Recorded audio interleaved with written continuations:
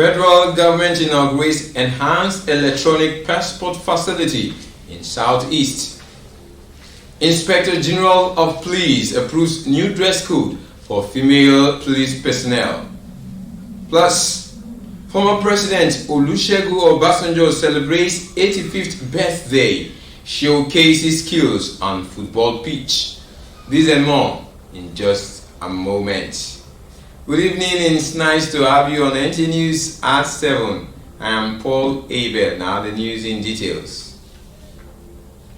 The forest plays a socio-economic and other vital roles in the lives of people, and that is why the Cross River State Governor, Professor Ben Ayade, is promising to deal decisively with illegal wood loggers who bring about deforestation leading to climate change and food insecurity in the country. Governor Ayade issued the Riot Act during a press briefing in Calabar. Correspondent reports. Cross River State has a total of 58% forest cover of Nigeria. But sadly, in the past few years, it has been a difficult task to prevent armed illegal wood loggers from their environmental degradation activities, despite government setting up task forces and provision of motivation to arrest such people. It is arising from this background, Governor Ben Ayade is expressing growing concern over the depletion of the forest cover, promising to prosecute culprits, colluding government officials and security personnel. Let me sound a note of final warning that I can't watch the complete degeneration of our forests as we see illegal logging becoming the order of the day.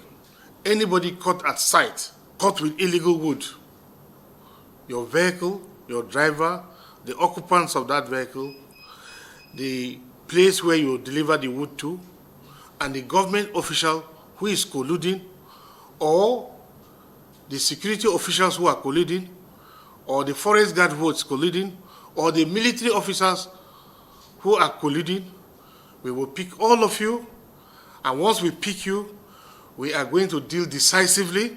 In order to create a balance for the use of wood for construction purposes while preserving the forest, Governor Ayade also solicits professional solutions on the ongoing massive deforestation in the country. This is also an issue that is open to the public to also provide advice, because I think that it is against all of this background that we as a government decided to collaborate with the government of France for the commercial cultivation of bamboo. So I call on all professionals to join me as we seek solutions to the issue of massive deforestation that is going on across Nigeria. The governor also revealed that his administration has provided over 40,000 seedlings for reforestation in different phases to protect and conserve the forest. In Calabar, Paul Abel, NTA News. In a similar development, the Federal Ministry of Agriculture has entered into a partnership with the Nigerian Meteorological Agency towards downscaling the seasonal climate prediction to farming communities. Musa Aliyu has details. Climate change as a result of global warming has become a major threat to agricultural production. The weather has become unpredictable, with farmers oftentimes not knowing when rainy season will commence or end. Rainfall not only in Nigeria but in the tropics is highly variable, can rain heavily in these districts and the other districts with no rain. And the Nigeria Meteorological Agency is empowered to provide weather seasonal prediction as guide for farmers. Beginning of planting activities is expected about the 28th of February. 28th of February in the year 2022 in the coastal part of the country, while the onset of rainfall is expected to occur between April and May in the central states and eventually within June to July in the northern states of Nigeria.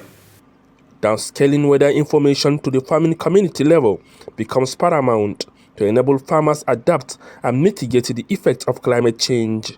This brought about the signing of the Memorandum of Understanding between the Federal Ministry of Agriculture and weather forecasters.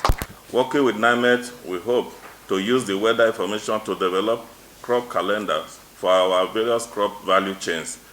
Downscaling weather information to the farming community level will also enable our farmers access insurance products that will help them adapt and mitigate the effect of climate change. The 2022 rainy season predictions as released by NIMET indicate that there will be early onset of wet season this year.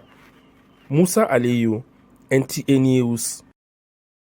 Still talking about the environment, in a debate on the feasibility of the ECOWAS Vision 2050, members of parliament insist that the heads of government of member states must show political will to implement parliamentary decisions before any success can be recorded in the region's targets in the next 30 years. Onengie Fineface has details.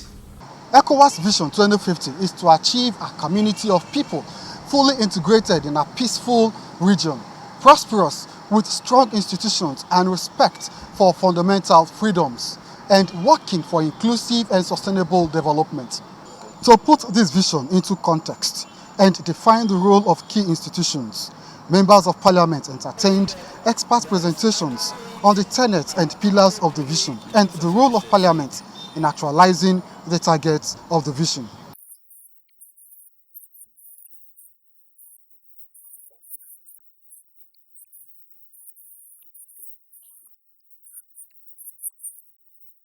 The vision is hinged on strategic objectives including economic and social development, trade integration, peace, security, democracy, and good governance, as well as transportation and energy.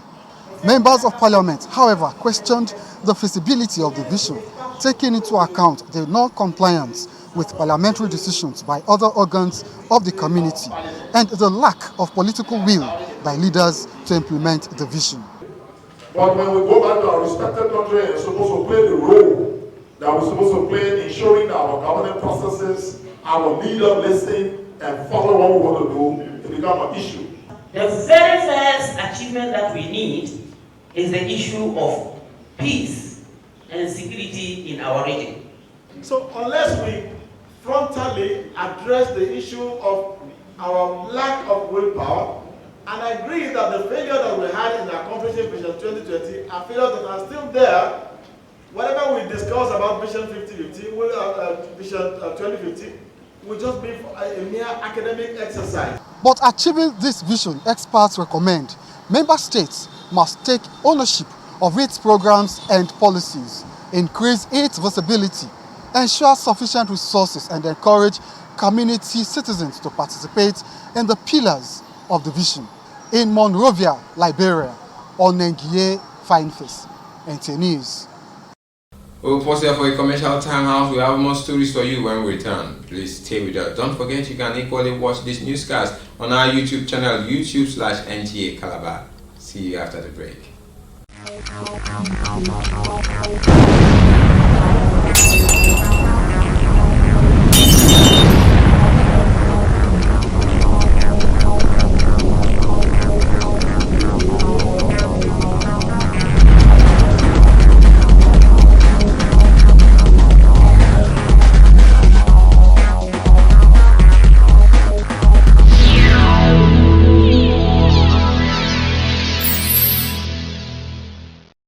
It's good to have you back on the news. Providing job opportunities and addressing insecurity remain top priority to the federal government. The Minister of State for Labor and Employment, Festus Keyamo, said this in Kaduna at the National Directorate of Employment Special Day at the ongoing Kaduna International Trade and Investment Fair. Achari reports.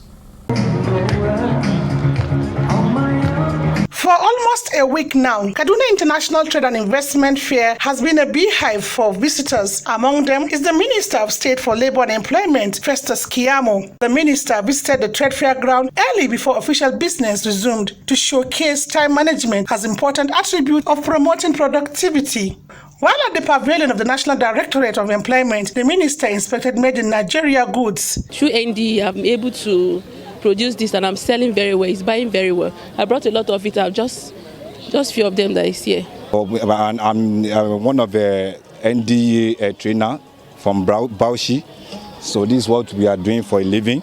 He noted that Nigeria will continue to champion local content for enhanced economy. Nigerians are now taking to local production of goods and also of, offering of services too, which is what they display here actually every year. And this is in tune with the policy of President Muhammadu Buhari to encourage local production of goods and services in order to also shore up our economy and balance of trade with the international community. It is worth to note that within the year 2021, the Directorate created indirectly over 2 million jobs. And to grow the nation's SME sector of the economy, it is our desire to skill up all youth and women, as well as to empower Nigerians desirous of decent jobs for self-reliance. Mr. Festus Keyamo said the Buhari-led administration will continue to support genuine local investment, wage war against insecurity, and giving youth the opportunity to explore their talent. In Kaduna, Achari Maxwell, NTA News. The federal government has inaugurated the enhanced electronic passport facility and passport production in Enugu for the southeastern state. Minister of Interior Rauf Aribishola at the event says the passport, which is a product of a latest technology in passport administration and issuance, inconvenience with frequent travelers. Rauf Aribishola explained that the document is of higher grade with additional 25 security features. The Nigerian Immigration Service has been striving to ensure that the Nigerian passport satisfies all the standards set out by the International Civil Aviation Organization. The Interior Ministry appreciates the volume of economic activities in the southeast, with the minister commending the rising number of citizens from the southeast who have strong international dimension to their businesses and socio-economic pursuits.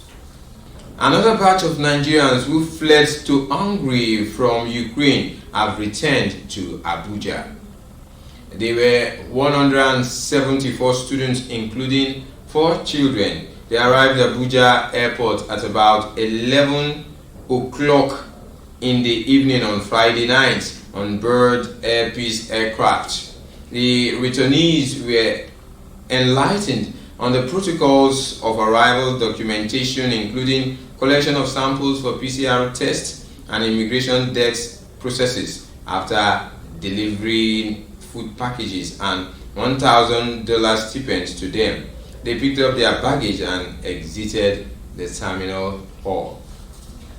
A new dress code has been approved for women police personnel, while permitting them to wear stud earrings and headscarf under their berets or pig caps, as the case may be, while on uniform.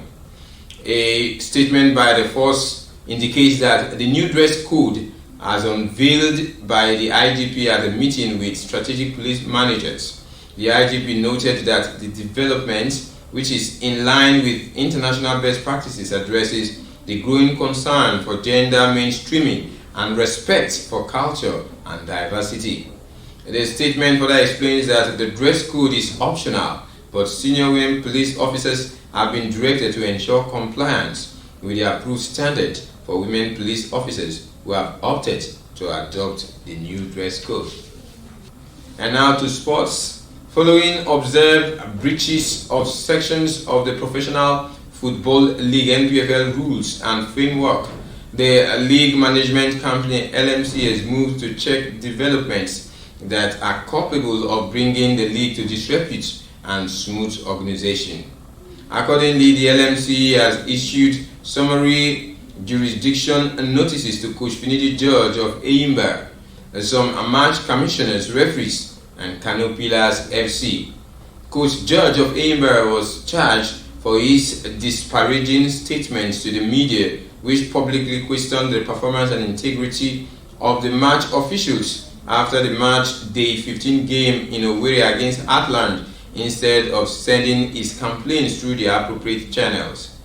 In another memo to the General Secretary of the Nigerian Football Federation (NFF) and the Referee Appointment Committee, the LMC requested the review of performance of match officials in the Heartland vs. Eimba match day 15 fixture.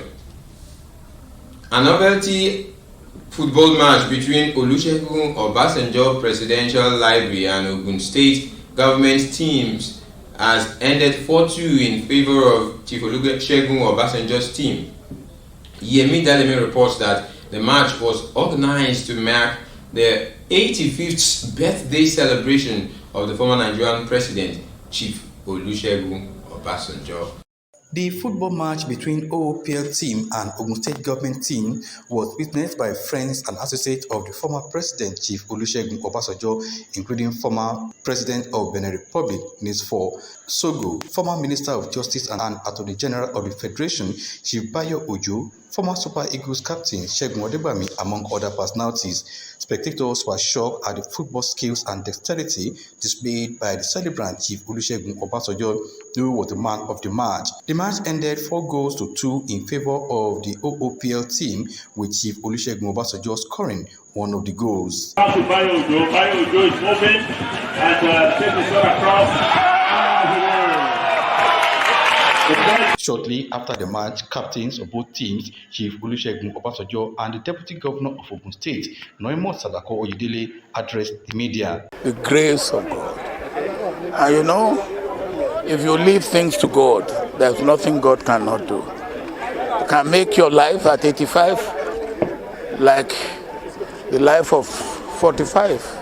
This is a wonderful opportunity to celebrate a national icon, someone who we are very proud of in Ogun State.